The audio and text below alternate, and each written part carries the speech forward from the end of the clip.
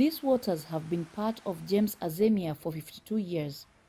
As a fisherman, he says he has noticed the water levels rising over time. Long time ago, before, when I was young, there was lots of, we call this veloutier tree. There was lots of it all over the beaches. Now it's all gone. Not even one tree standing by. It's all gone. So you can see that the sea is rising and it's taking everything away. In another part of the city, Seychelles' only managed wetland is feeling the brunt of a harsh climate. It's dry despite being a rainy season.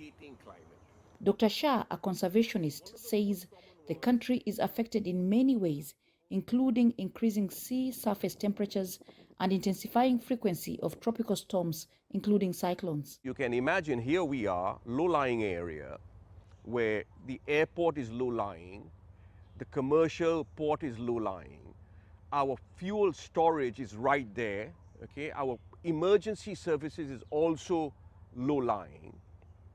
You get a storm surge, you get heavy rains, and you get a high tide, an abnormally high tide. Everything is flooded. So we don't have to wait for sea level rise. All these events converging, okay, can basically destroy the viability of Seychelles as a modern nation.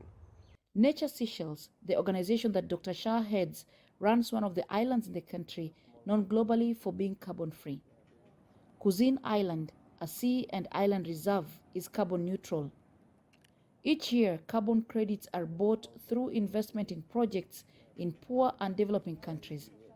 These include clean cookstoves and projects that discourage deforestation and promote sustainable energy.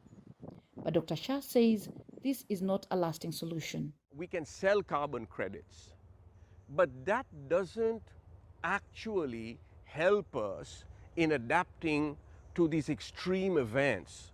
These extreme events are happening every year. So every year, the event is more extreme than the previous year. It's hotter, it's wetter, it's drier, it's stronger. Okay? So that's the problem.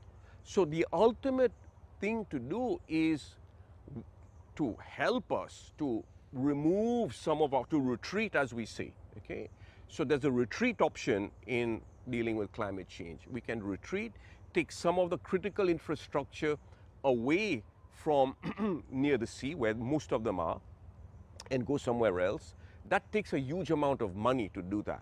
As environment experts and government worry about what to do with all the climate effects, the locals here, like James Azemia, have resolved to live through any shock if luck allows them to.